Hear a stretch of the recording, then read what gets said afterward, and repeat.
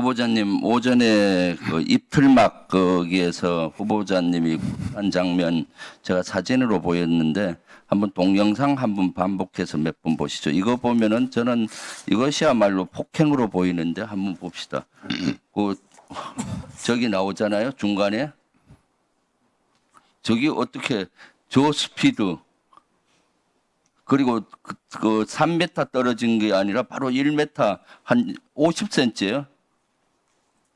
저기 폭행이 아닙니까? 인정할 수 없습니다. 그럼 지시를 어떻게 저렇게 힘차게 지시합니까? 이렇게 손을 올려서 이렇게? 네? 빠른 상황 조치를 독려한 과정입니다. 저걸 누가 빠른 사항 조치를 독려한다고 보겠습니까?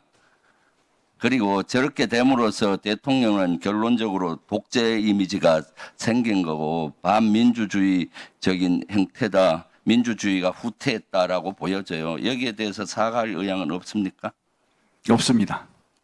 그러니까 후보자님은 지금 되게 이런 것들에 대해서 국민들이 우려하고 사실 저 국회의원인데 저렇게 어떻게 제압을 하죠? 국회의원이 그때 아무런 무기도 없고 그냥 말을 하는 건데 참 그러니까 실제 후보자님에 대해서 앞으로 장관이 되면은 여러 가지 억측이 많이 나오는 겁니다. 이런 건 사과할 거는 사과하고 가셔야죠. 그다음 개헌과 관련해서 그 여당에서나 일부 대통령실에서 그것은 억측이다 뭐 등등 괴담이다 뭐 등등 이런 표현들을 하는데 사실 박근혜 정부 당시 개헌 문건에는 재적 과반수를 통과 안 되게 하기 위한 여러 가지 방안들이 있어요. 저 보면은 알지만은 국회 임시회의 소집해 재적 과반수 찬성으로 계엄 해제 가결을 시도할 것이다.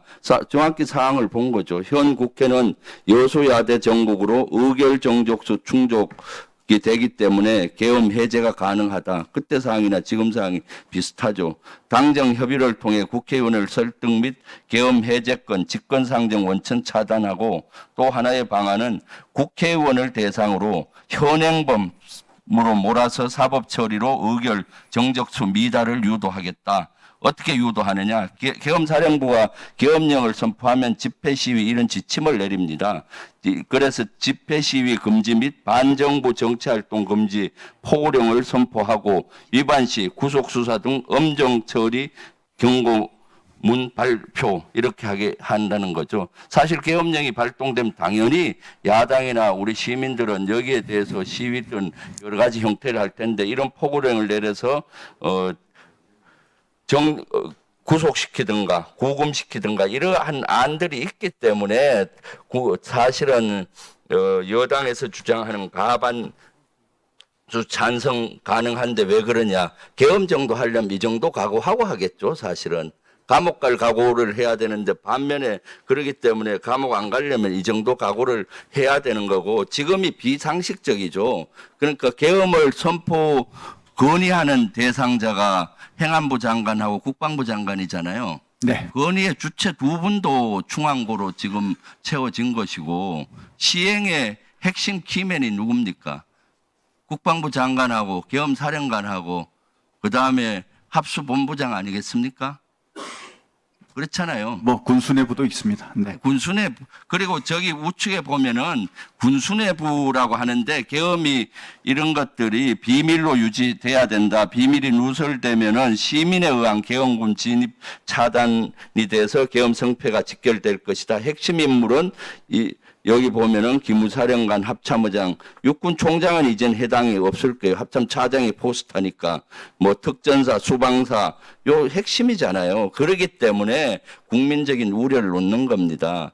김용현 경호처장이 국방부 장관 임명되기 전에는 이런 의혹을 제기한 사람이 없어요. 제기한 당도 없고 지금 이런 것들이 건의의 주체, 실행의 주체 모두 다 특정고등학교 또는 근무를 같이 했던 연 이런 거기 때문에 국민은 우려하고 옛날에 이와 같은 사례들이 있었기 때문에 우려하는 겁니다. 그러면 이런 것들을 받아들여야지 이것이 뭐 무슨 선동이니 이렇게 단어를 쓰는 것은 부적절하죠. 최악의 경우를 대비해야 되는 것이 군이고 국회이기도 하죠.